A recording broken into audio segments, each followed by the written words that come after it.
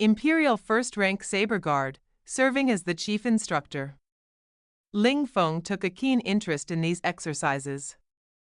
Whenever he had free time, he would trail behind Chang Wei, pestering him for advice and learning practical combat moves. The army was in desperate need of talent, and the prince was eager to cultivate capable men, so Chang Wei was more than happy to share his knowledge. During their sparring sessions, Chang Wei sensed a vast, hidden reservoir of internal energy within Ling Feng. When asked about his martial arts training, Ling Feng looked utterly blank. He didn't even know what internal energy meant. To test the depth of Ling Feng's power, Chang Wei once took a full-force palm strike from him. The impact shook Chang Wei, causing chest pain and nearly making him cough up blood. This only deepened Chang Wei's curiosity about Ling Feng's mysterious background. At night, Ling Feng would venture into the wilderness alone to practice the techniques he had learned. He tried merging the mysterious energy within him with the new combat moves, striking with such force that sand and stones flew and ancient trees trembled. Even Chon'er was terrified, leaping far away to avoid him. Watching his own progress, Ling Feng was overjoyed. All he wanted now was to find a worthy opponent to truly test his limits. The next morning, upon returning to camp, he heard from Chen Zhonghua of the Imperial Guard that the Crown Prince planned to take 10 soldiers to scout the enemy near Xianxia city. Ling Feng immediately rushed to the prince's tent to volunteer. Although the roster was already full, the prince nodded and granted his permission, moved by Ling Feng's eagerness. The group rode 20 miles to a small hill overlooking Xianxia city. From this vantage point, half the city was visible. Historically part of the Central Plains, the city had been seized by the Hakki tribe 2 years earlier, and the prince vowed to reclaim it. He spread out white silk and meticulously sketched the terrain and defense layout, noting even the height of the walls and the thickness of the gates. Ling Feng, standing by, found it incredibly boring. Finally, when the mapping was done, they moved to the high ground north of the city to continue their survey. Chang Wei, assisting the prince, noticed Ling Feng's growing restlessness. Ling Feng was itching to charge down to the city walls and cause havoc to prove his strength, but military orders were absolute. To avoid detection, the prince had to act discreetly. As fate would have it, the city guards eventually spotted them and reported to Khan Erlun. The Khan immediately split his forces. He sent a cavalry unit of 3,000 to circle behind and cut off their retreat, while he personally led the main force out of the city, heading straight for the prince's position. Seeing the enemy charge out with the gates wide open, the prince ordered an immediate retreat. However, as they withdrew to the other side, they ran straight into the ambush of 3,000 cavalry. Chang Wei barked a low command. Men! Protect the crown prince! Follow me and break through! With that, he took the lead, forcing a path through the enemy lines. Ling Feng was electrified with excitement. He had specifically chosen a Crescent Halberd for this mission, and now was the time to show its power. The halberd was the perfect weapon for chaotic cavalry melees. Wielding it, Ling Feng charged left and right through the 3,000 enemies as if no one was there, cutting through them like melons and vegetables. The enemy commander charged forward, only to be beheaded by Ling Feng in less than 3 moves. The enemy soldiers were either killed or wounded. No one dared to face him. Ling Feng carved out a bloody path, a path paved with the enemy's blood, and led the crown prince and Chang Wei out of the encirclement. He was having so much fun that he wanted to turn back and fight some more, but the prince sounded the gong to halt him. The gong was actually a bronze drum. In ancient warfare, the gong was the commander's supreme order to retreat. Disobeying it meant immediate execution. Though Ling Feng was unsatisfied, he dared not defy the order and had to withdraw with the others. Back at camp, the crown prince praised Ling Feng highly. This was Ling Feng's second battle, and his name soon shook the frontier. A few days later, Chang Wei checked Ling Feng's pulse and warned him sternly. Brother, cultivation must be gradual. Don't rush, or your body won't be able to handle it. Ing Feng didn't take it to heart. He wanted to become stronger, the better. Who would refuse the temptation of power? 10 days later, Ling Feng felt his stamina and internal energy had reached a new level. Since the army remained inactive, he sneaked out of camp alone to test his new abilities. Ling Feng rode solo to the gates of Xianxia city to provoke a fight, and by chance encountered a unit returning from looting a merchant caravan.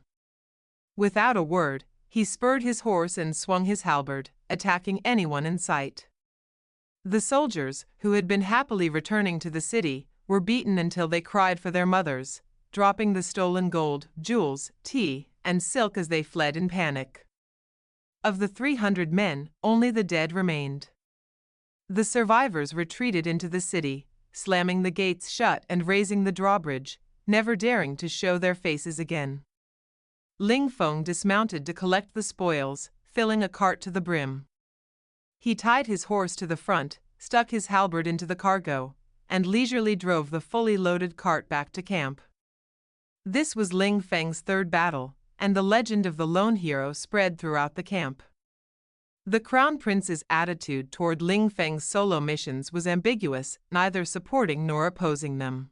After all, a soldier who could kill enemies was always an asset, as long as it didn't disrupt the bigger picture. From then on, Ling Feng frequently harassed Erlun's troops, making the Khan grind his teeth in hatred. One day, Ling Feng was once again challenging the enemy at the city gates when a cannon suddenly fired. A cavalry unit of 30 men charged from behind but didn't engage him. Instead, they fled toward the southern mountains. Not realizing it was a trap, Ling Feng spurred his horse and chased them deep into the mountains. Suddenly, a gong sounded. The surrounding bushes seemed to come alive, closing in on Ling Feng.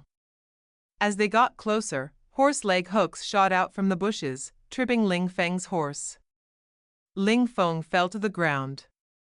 A group of warriors clad in golden armor threw off their camouflage and attacked him in rhythmic formation. Ling Feng swung his halberd, striking east and west, but he couldn't break through these heavily armored soldiers. After fighting for the time it takes to drink a cup of tea, the golden-armored warriors retreated, replaced by a fresh batch, wearing him down with a rotating attack. Ling Feng forcibly circulated his internal energy, but his stamina eventually gave out, and he coughed up a mouthful of blood. The enemy then swapped their swords for bows and crossbows. Arrows rained down. Ling Feng leaped onto a treetop to dodge them, only to crash into a giant net lined with iron spikes. He grabbed a branch at the top of the net to stop himself from falling, but his palms were torn to shreds by the spikes. The enemy soldiers quickly tightened the net, the iron spikes digging deep into his body, leaving him covered in blood. Thinking of Chana, Ling Feng screamed hoarsely, "Chana, run! If I survive this, I'll come back for you." A shrill, mournful cricket chirp pierced the air. Ling Feng was dragged down from the tree and thrown heavily onto the ground. Soon, the sound of hooves approached. A mighty general dismounted and walked toward him as the soldiers cheered. Ling Feng forced his eyes open and recognized the man, Khan Erlun himself. Erlun walked up, kicked Ling Feng hard, and squatted down, cursing at him in a language he couldn't understand. Gritting his teeth, he drew his sword and stabbed it into Ling Feng's chest. Ling Feng's armor blocked some of the force, but the blade still pierced through. Feeling it wasn't enough, Erlun pulled out his sword to stab again. Ling Feng closed his eyes. But the second strike never came. As his blood drained, the surroundings fell into a deathly silence. When he opened his eyes again, everything was pitch black, as if he were in a tunnel. The enemy soldiers were gone. Not far away, a cricket seemed to be watching. Was that Chana? He drifted into a heavy sleep. In his dream, someone untied the net, pulled out the spikes, and carefully stopped his bleeding. When Ling Feng woke up, he found himself lying on soft grass in a forest, sunlight filtering through the leaves in dappled shadows. Remembering the desperate situation before his death, he wondered if he had entered another world. A peerless woman, cold and proud, slowly walked into his view. Is it you? Where is Chonner?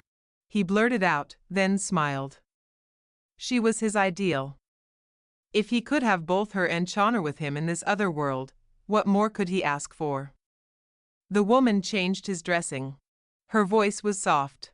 The wound on your chest is very deep. Where is this? In the mountains, far away from armies and slaughter. How did I escape? I saved you. We're total strangers. Why did you save me? I saved you because I wanted to. You're very direct. Am I handsome? I don't know.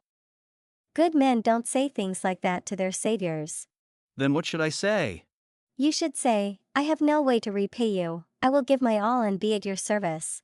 That sentence has a grammatical error. It should be, I have no way to repay you, I offer myself to you. The woman lowered her head, tore off the old medicine, applied fresh dressing, and walked away without responding to his glibness. Ling Feng pursed his lips and chuckled, thinking to himself, I'm sticking with you.